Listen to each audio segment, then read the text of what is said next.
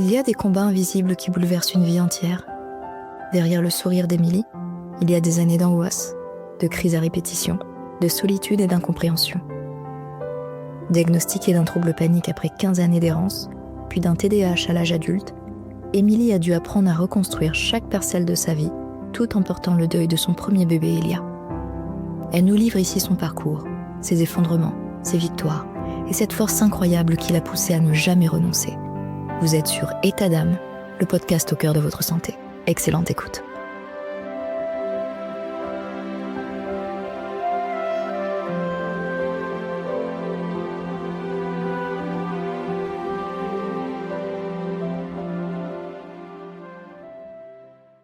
Salut, je m'appelle Émilie, j'ai 38 ans et j'ai été diagnostiquée d'un trouble panique à l'âge de 13 ans suite à un harcèlement scolaire et un TDAH à l'âge de 37 ans qui est passé inaperçu pendant toute mon enfance et mon adolescence et ma vie d'adulte.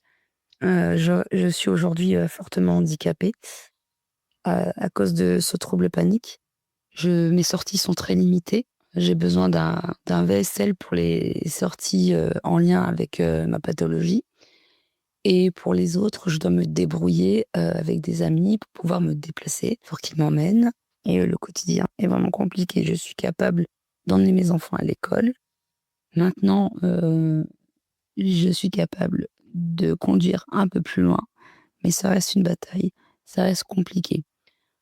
Pour m'aider, j'ai un traitement qui m'aide à capter les symptômes. Parce que sans ça, je ne pourrais pas sortir du tout. Vu que même sous traitement, j'ai encore pas mal de crises, ce qui est quand même assez rare. Donc, c'est un trouble panique chronique, parce qu'il a été diagnostiqué très tardivement, alors que ça a commencé à 13 ans. Ça a été diagnostiqué qu'à 32 ans. Et du coup, les soins n'ont commencé vraiment qu'à 32 ans. Mais entre deux, ça a eu le temps de devenir chronique. Et pendant 15 ans, je me suis battue toute seule pour faire passer les symptômes, pensant que j'étais pas normale. Et ça a été une bataille de tous les jours pour essayer de mener une vie normale, faire des études et fonder ma famille. J'ai eu mes premiers symptômes en classe. Je me suis sentie mal et j'ai profité qu'un surveillant soit entré dans la classe pour dire que j'étais pas bien. Et mes parents ont été appelés. J'ai vu le médecin généraliste pour des maux de ventre au début. Puis après, j'avais la tête qui tournait, j'avais du mal à respirer, j'avais le cœur qui battait très, très fort et j'avais cette forte impression que j'allais mourir. Du coup, je n'ai pas pu remettre un pied dans ce collège. Ça a été très compliqué parce que dès que je passais le portail, j'avais une attaque de panique et je ne comprenais pas vraiment ce qui m'arrivait. À cette époque-là, j'étais très triste du harcèlement et de ce qui m'arrivait. Et j'avais très peur aussi. Et je pensais ne pas être normale de vivre ça. Déjà qu'on me faisait sentir pas normale à l'école, au vu du harcèlement, on me disait que j'étais nulle, que j'étais une intello. Les premières années avec le trouble panique, ça a été vraiment compliqué parce qu'on se sent complètement déphasé par rapport aux autres. On a l'impression d'être à part, de pas être compris aussi. Parce que les gens te disent tu es normal, tu paniques, ça se voit, mais on comprend pas pourquoi tu paniques parce qu'il y a rien autour qui fait que ça arrive. Et, et tu n'es pas blanche, tu n'es pas en train de tomber dans les pommes. Donc, il faut juste se calmer. Et ça a été le discours de beaucoup de personnes. Et ça a été compliqué. Il y avait la peur aussi, la peur de l'avenir, de ce que j'allais devenir, de comment j'allais réussir à faire ma vie en jonglant avec ça. Sachant que le diagnostic trouble panique, il a été posé à 32 ans. Avant ça, on avait plutôt parlé de crise d'angoisse. C'est un peu plus tard, à la fac, qu'on m'a parlé d'attaque de panique. Mais le trouble panique, c'est vraiment à 32 ans. Le trouble panique, c'est vraiment le côté chronique de la maladie. Il faut être malade depuis au moins 6 mois. Les rechutes, je dormais très mal. J'angoissais tellement que même la nuit, je ne dormais pas ou je dormais très peu. J'étais vraiment, un zombie parce que je vivais, avec l'impression de mourir, tout le temps. Au fur et à mesure, dans les périodes de rémission, les attaques de panique étaient fortes aussi, mais j'avais appris, à fonctionner avec et à faire les choses, même avec les attaques de panique, même en me sentant mal. Ça veut dire que, heu, il y a des moments où j'ai fait des choses et je ne me souviens plus de ce qui s'est passé à cause, heu, à cause de ces attaques de panique. Mais j'ai quand même continué pour mener une vie à peu près normale. Les moments de rechute correspondaient à des moments où mon corps n'en pouvait vraiment, vraiment plus. Les périodes où ça allait mieux, j'étais contente, je menais, même si j'avais des attaques de panique, je menais une vie un peu plus normale. Je sortais avec mes amis, je profitais un peu plus, de la vie, même si j'avais ces attaques de panique, le moral était quand même, beaucoup mieux et j'arrivais à vivre, malgré ça et les rechutes, c'était vraiment, vraiment quand je n'en pouvais plus. Ce qui était le plus difficile à gérer au quotidien, c'était le regard des autres. Parce que quand vous faites des attaques de panique, les gens se rendent pas compte de ce que c'est, en fait. Ils voient qu'on n'est pas bien, ils constatent qu'on n'est pas bien, mais par contre, ils ne comprennent pas pourquoi on réagit comme ça. Ils nous disent: «Bah, qu'est-ce qui se passe? Il y a rien qui te met en danger là tout de suite. Il faut te calmer. Ta réaction, elle est pas normale». Et ça, c'est dur à faire comprendre que le corps réagit tout seul, en fait, et qu'il y a des signaux inconscients qui font aussi que des crises se déclenchent. Il peut y avoir une odeur, la vue d'une certaine chose, une lumière trop forte et du coup la sensation de voir, moins correctement et du coup, bah, la panique, arrive. J'ai perdu ma première fille, Elia, à 28 ans. Je m'y attendais pas du tout parce que ma grossesse se passait super bien. On a su que c'était une petite fille, tout se passait vraiment bien jusqu'à, jusqu'au début du 8e mois de grossesse, où j'ai, senti qu'il y avait quelque chose qui n'allait pas et donc j'en ai parlé à mon mari et on avait décidé de pas consulter parce que comme j'étais très angoissée, on pensait que c'était juste, moi qui stressais et mais moi j'étais persuadée que bébé ne bougeait plus, enfin je trouvais ça vraiment bizarre et au rendez-vous du 8e mois, du 9e mois, on a su qu'en fait son cœur s'était arrêté. J'étais triste, j'étais en colère, je comprenais pas pourquoi. Je me suis dit: «Pourquoi nous?» et on n'arrivait pas à y croire en fait. On s'était dit que c'était pas possible, qu'on allait avoir, un bébé et qu'elle était pas décédée, en fait, qu'elle était vivante. On était persuadés qu'elle était toujours vivante. Il nous a fallu du temps pour réaliser ça. Je me sentais vide, incapable de porter la vie. J'avais l'impression que mon utérus, c'était plutôt la mort que la vie. J'étais fatiguée, j'avais mal partout, dû à l'accouchement. Je reconnaissais plus mon corps, j'avais l'impression d'avoir vieilli, trop tôt de plusieurs années et le postpartum a été, très, très, très difficile. Mon corps a mis plusieurs années à s'en remettre. Quand Obeline est née, on était les plus heureux. On n'arrivait pas à réaliser, parce qu'on avait perdu une petite fille et qu'on avait mis 4 ans à réussir à avoir Obeline. Donc jusqu'à la fin de la grossesse, jusqu'à l'accouchement, jusqu'à ce qu'elle soit dans nos bras. Ouais. Ça a été, compliqué parce qu'on se disait qu'il pouvait toujours se passer quelque chose et le jour où on l'a eue dans les bras, c'était le plus beau jour de notre vie. On a passé du temps à la regarder, on l'a gardée sur nous en peau à peau, papa et maman et on se sentait enfin accomplis.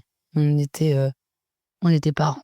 On se sentait déjà parents avec Elia, mais parents orphelins, avec les bras vides.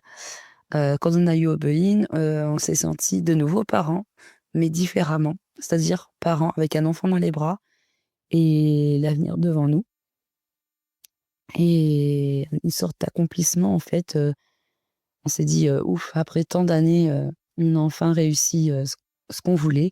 On a enfin réussi, à avoir un bébé avec nous et qui va grandir sereinement». Les 3 premiers jours, à l'hôpital, ça allait. J'étais très, très fatiguée. J'avais déjà un suivi psy par rapport à Elia. J'ai été accompagnée par la psychologue de la clinique. Elle est venue me voir plusieurs fois. Elle n'a pas vu que ça allait pas. Même moi, j'avais pas réalisé que ça allait pas à ce point-là. Je pensais que c'était juste de la fatigue. Quand je suis rentrée à la maison, ça a été compliqué parce que je me suis dit que j'étais seule avec ma fille, et mon mari, que j'allais devoir, me débrouiller toute seule et je voyais tout comme un danger. C'était vraiment très compliqué. J'osais pas la mettre dans son lit, j'avais peur de la faire tomber si je la portais, enfin, tout m'était, difficile, j'avais pas confiance en moi et je savais pas si, j'arriverais à gérer et je me sentais vraiment, incapable et j'avais peur de faire, la moindre erreur. J'ai su que c'était pas normal quand, au bout d'un mois, ça allait toujours pas, je pouvais de moins en moins me déplacer. Je me suis dit qu'en fait, c'était pas que la fatigue, que c'était vraiment bizarre et je me sentais de plus en plus angoissée. Je faisais des grosses attaques de panique, c'était très compliqué pour moi.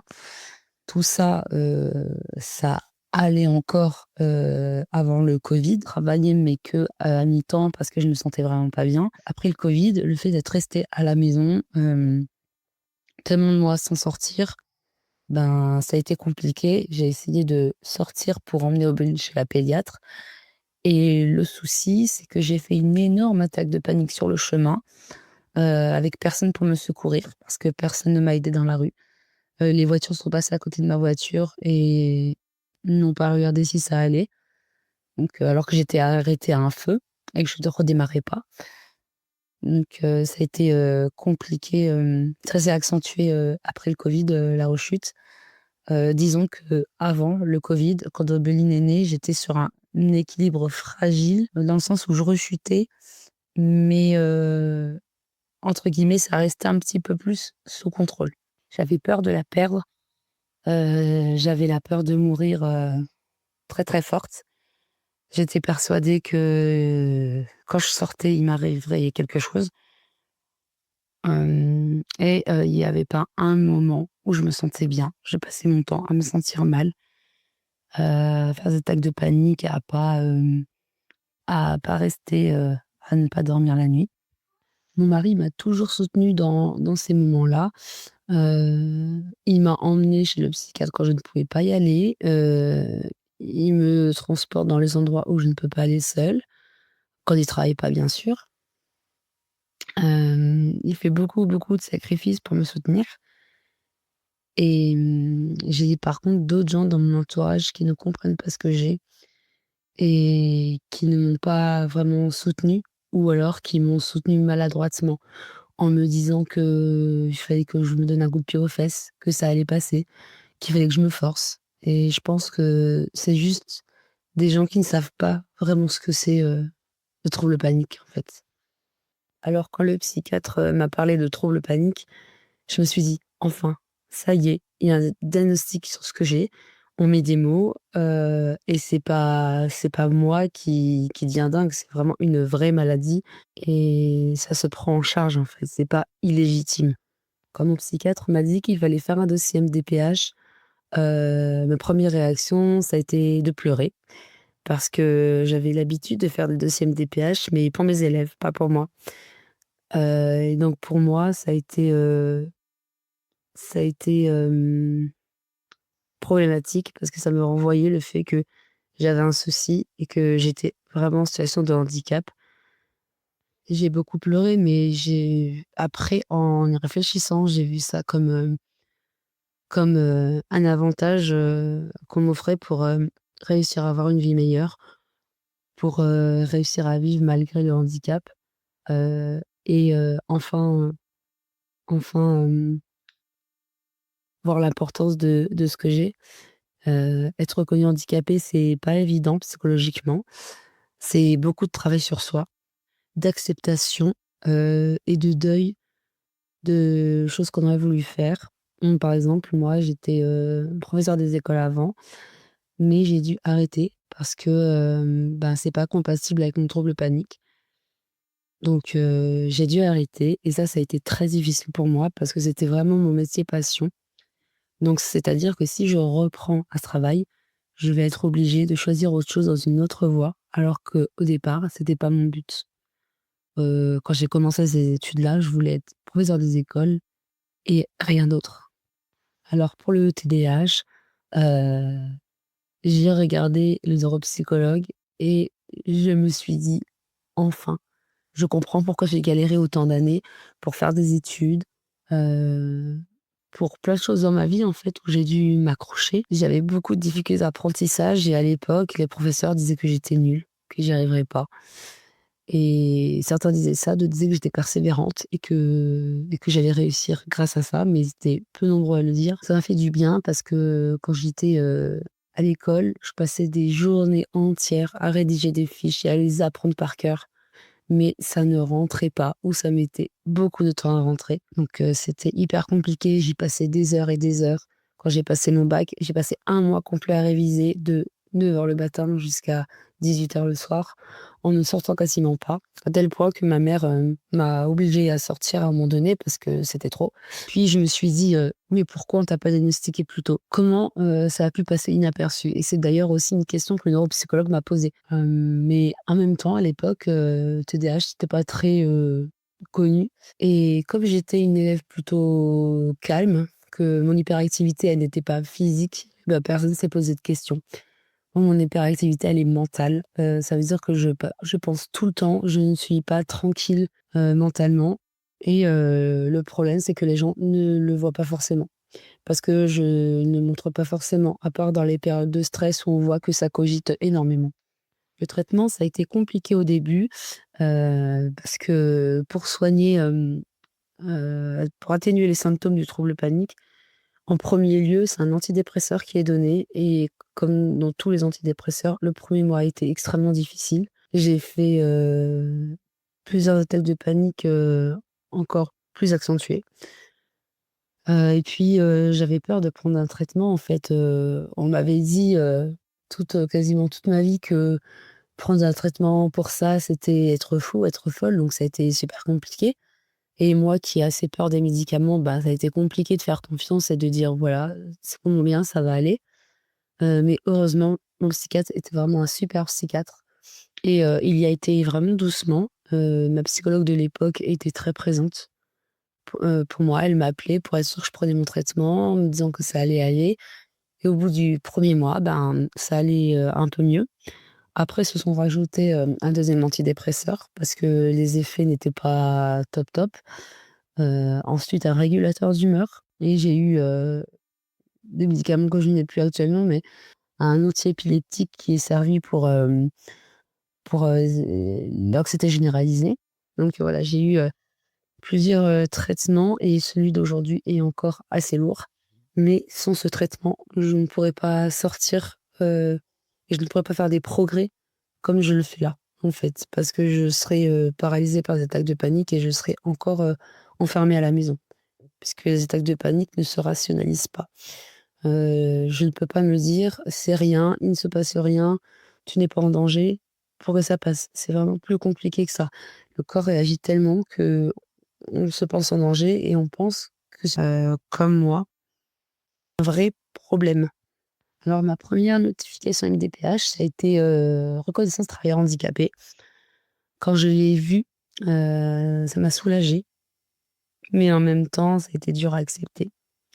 Puis ensuite, j'ai eu, l'AH, ce qui était aussi dur à accepter parce que je me suis dit, bah, que je pouvais pas travailler, que c'est vraiment compliqué de se dire qu'on peut pas mener une vie normale comme les autres. Et ensuite j'ai eu la carte, prioritaire, pour les files d'attente. Donc ça par contre, ça a été vraiment un vrai soulagement parce que pour moi les files d'attente, les caisses et tout, c'est vraiment hyper compliqué. J'ai vraiment, beaucoup d'angoisse, dans ces moments-là. Dès qu'il faut attendre un petit peu, c'est vraiment compliqué. Donc, j'ai été contente d'avoir cette reconnaissance-là que j'ai eu du mal à avoir parce que les troubles psychiques sont très peu, reconnus comme ayant des répercussions sur le physique. Donc j'ai fait une lettre, j'ai argumenté et j'ai expliqué le lien entre, le psychique, donc l'attaque de panique et le physique et ça a été reconnu. Donc ça, pour moi, c'est une victoire, que la MDPH le reconnaisse. Quand je regarde mon parcours avec du recul, j'ai d'abord un sentiment de tristesse parce que, au tout début de ma pathologie, je pensais vraiment que ça allait complètement disparaître, chose qui n'est pas possible.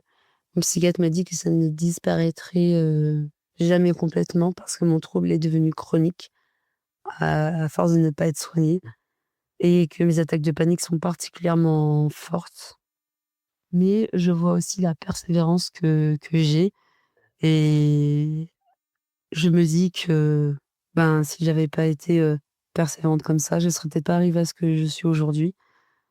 J'aurais peut-être pas accompli mon rêve en faisant les études que j'aimais.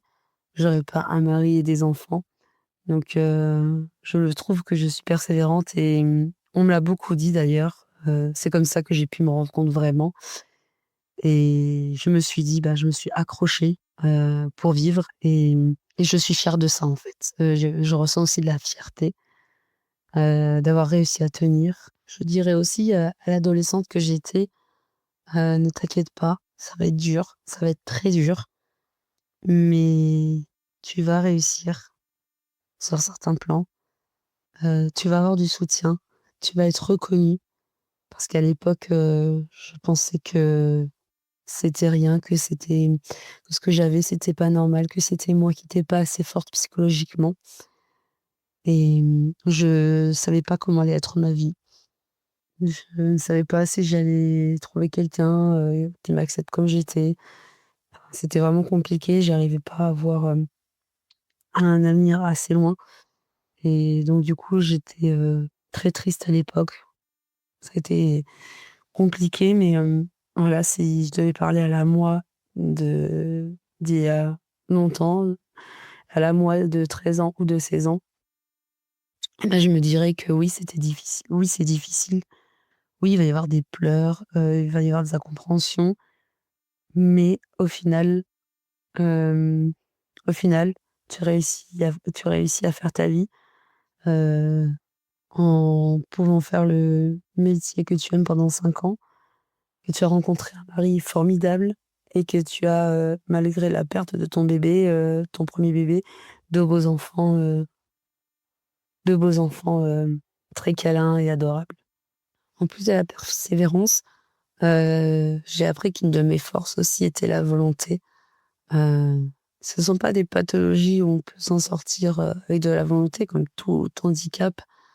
Si on avait que la volonté, que ça fonctionnait, ben, on serait tous guéris.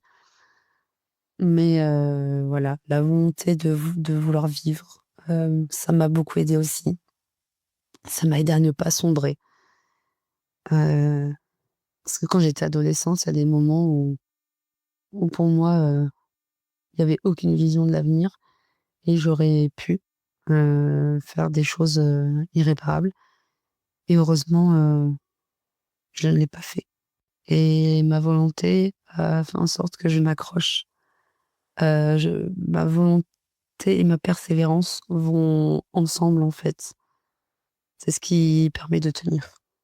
J'ai aussi, une force dont je ne soupçonnais pas l'existence, c'est le fait de pouvoir, d'avoir un deuil à faire d'un enfant et de quand même, réussir, à vivre ensuite, réussir à témoigner de ce que j'ai vécu.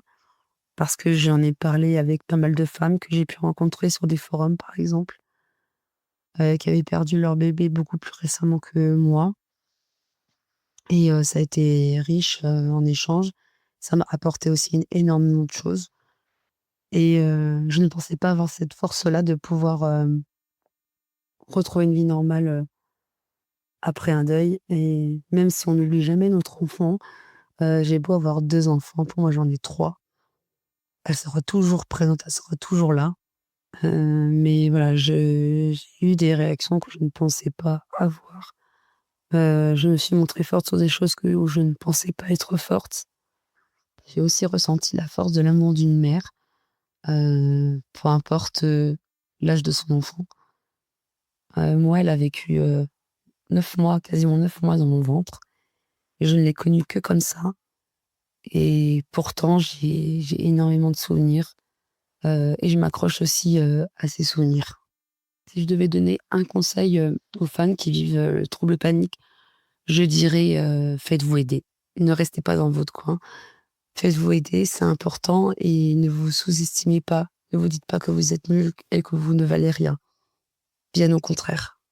Pour celles qui traversent un deuil périnatal, je dirais, de s'accrocher, qu'on n'oublie jamais son enfant, mais qu'on apprend à vivre avec et que la joie peut revenir, même si on n'est plus jamais comme avant. Mais on finit par retrouver le sourire, par entrevoir un avenir, parce qu'au début, on ne voit que la tristesse, on ne se projette plus.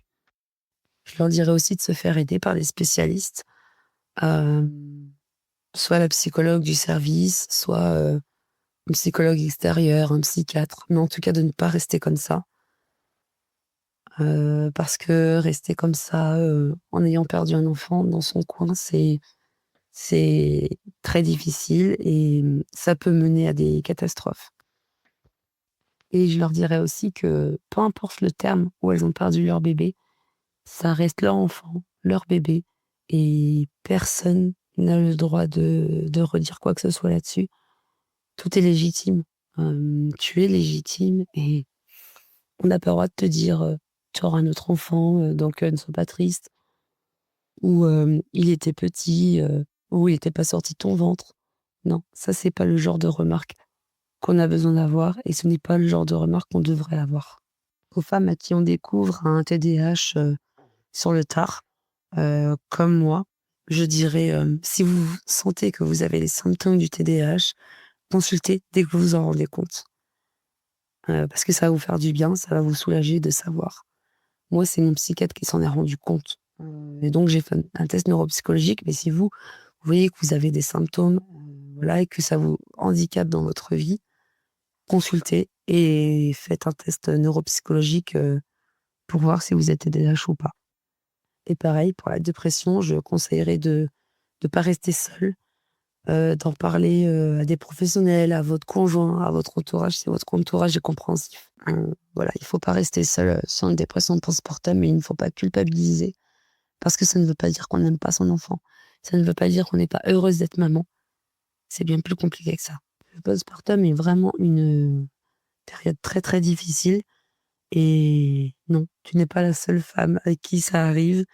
Tu peux trouver, une communauté qui va t'aider, parce que c'est tabou, mais pas mal de femmes traversent ce que tu traverses. La dépression postpartum est loin d'être une exception, et maintenant, des gens sont formés, pour ça et heu et les gens à qui ça arrive doivent prendre la parole quand ils s'en sentent, prêts, quand ils se sentent prêts. Pour justement, dénoncer, ce tabou autour de postpartum, comme quoi, c'est génial, on profite de son enfant, tout va bien. Non, en réalité, le postpartum, c'est très difficile. On peut se sentir mal, on peut être triste, on peut faire une dépression et on peut ne pas être «heureuse» entre guillemets au début. Ça ne veut pas dire qu'on n'aime pas son bébé, ça ne veut pas dire qu'on n'est pas contente de l'avoir et il ne faut laisser personne ne vous dire ça. Et si un professionnel vous dit ça, faut changer. J'ai pris conscience aussi que libérer la parole, c'est très important et ça fait du bien. Ça fait du bien personnellement, ça fait du bien à d'autres personnes qui passent par là et voilà, ça fait du bien à tout le monde et libérer la parole, c'est vraiment important sur ces sujets-là. Il y a trop de préjugés encore.